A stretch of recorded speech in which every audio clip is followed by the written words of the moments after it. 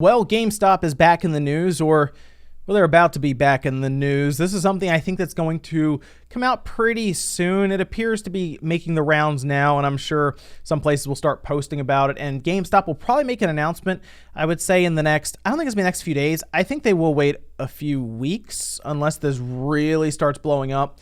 We'll see. But over on their subreddit, they have a subreddit. It's mostly employees talking about events going on within GameStop or their stores, or new strategies they have to put signs up right, or basically just back and forth about the everyday life of being an employee or manager at GameStop. So what's happened now? Well, it appears that they are starting to realize that GameStop is going through a new round of store closures. And I mean, if you look at this, you say, okay, that is a shame because they're closing stores, which means people will lose jobs and all of that. But on the other hand, GameStop also absorbed and closed down FuncoLand. So, okay, so here's the Reddit thread that appears to be talking about store closures on, like I said, GameStop's own subreddit. And it says, another round has begun. Just got word that my store is closing in April. We'll talk about why that's important, that timing, because I have a feeling this all kind of correlates to what could not have been a good year for GameStop and one that is going to get worse. Yeah, we'll go over that in a second. But it goes down from here asking about things like liquidation or transferring product. They will be liquidating, so keep this in mind. There are estimations right now of a couple of hundred stores. Some have said up to 1,000 stores. I think it's probably going to be a couple hundred. But remember what happened last time they liquidated stores. You get some ridiculous deals, right? People are buying Xbox One X's so cheap that they can go trade them in somewhere else at another GameStop and then come back, get more, and they ended up with like $700 or $800 in store credit from doing that. So yeah, this is something you want to keep an eye on. And when we get a list for which ones are liquidating, I'll make sure you guys are kept up to date on Newswave so you can hopefully get some pretty good deals on some games or even full systems. Anyway, they do go on to start talking about which locations, other stores, and everyone in this thread starts to realize that this isn't an isolated event in one part for GameStop. They appear to be going around and doing another round of closures that would be in the hundreds of stores. And most likely what GameStop is doing right now is looking down to see which stores are the least profitable or the stores that are just costing them money, like there's losing money on the stores. Let's say there's a store that just doesn't get the traffic and all their expenses just overtake any money they're bringing in. Yeah, that store's got to go, and they'll liquidate rather than transfer just to get it done faster. Yeah, we're just getting this done. We're bringing whatever we can, and we're out. We're buying this lease out, and we're done.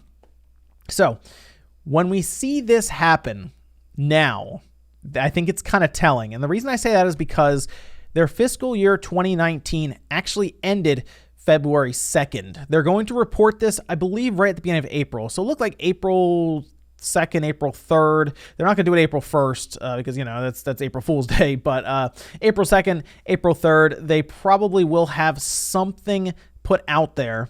And what they're going to report, I think, is going to be pretty bad, like really bad, because they were already expecting to do poor in terms of revenue. They like double digits decline in terms of percentages from the year prior, and that was already kind of down. And they are blaming it on the idea of, okay, the Xbox One and the PS4 are in massive decline right now for hardware sales, and that's correct. But something else you have to think about is we know the next systems are going to be backwards compatible, and there are right now a number of people that have the systems currently. Over 100 million on the PS4, almost 50 million on the Xbox One, and over 50 million now on the Switch.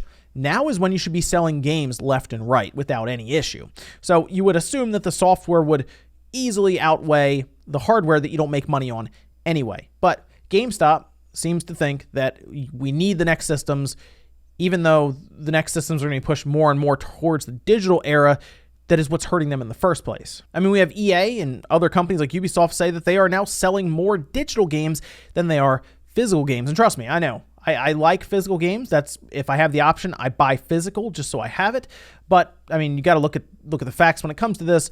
That's the direction that we are going in, which is why I think GameStop is the Blockbuster of the gaming world right now. The times are changing. They're having a really hard time adapting to it. In fact, I think they are looking in the complete wrong space as to how they can fix this. I don't even know how they can fix it, to be honest. I don't think there is much of a way right now for a dedicated video game store that's a big corporation to exist. I think smaller mom and pop stores can make it work, mostly because they can play around with the expenses and have like 1 or 2 employees if they need to.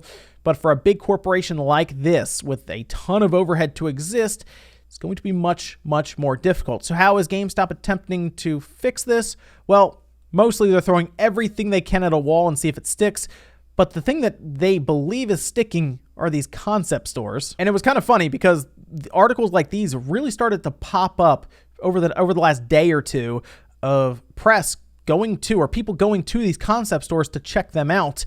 And for the most part, they come away like, okay, this looks pretty cool. And you know what? I think if any of us as customers go to a concept store like this one, for example, here, this was gamesindustry.biz that went there. I mean, you look at that and you say, okay, it's like it'd be kind of fun to go to with some friends. We sit down, we play some games. Looks like they're playing Fortnite because, you know, why not? And you just have a good time there. And to a degree, yeah, that'd be pretty cool.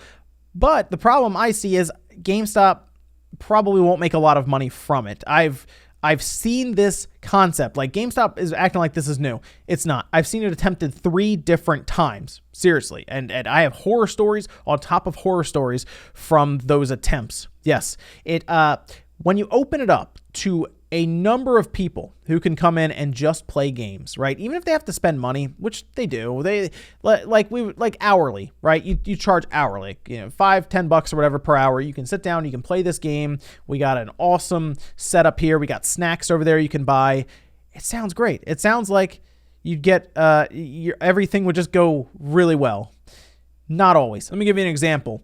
After a while, we realized we had to put up a sign that said, you need to supervise your kids if they are playing games here. You cannot leave the store, because parents would attempt that all the time.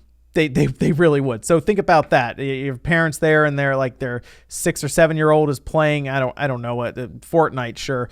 And they're like, oh, okay, we're going to take off now. And this would happen a lot. We got to the point where we had to tell them you have to stay, because they realized that it was cheaper to leave the kids there with the store clerk. And I'm serious, this happened a lot, because it was cheaper than daycare. They would be gone for hours at a time.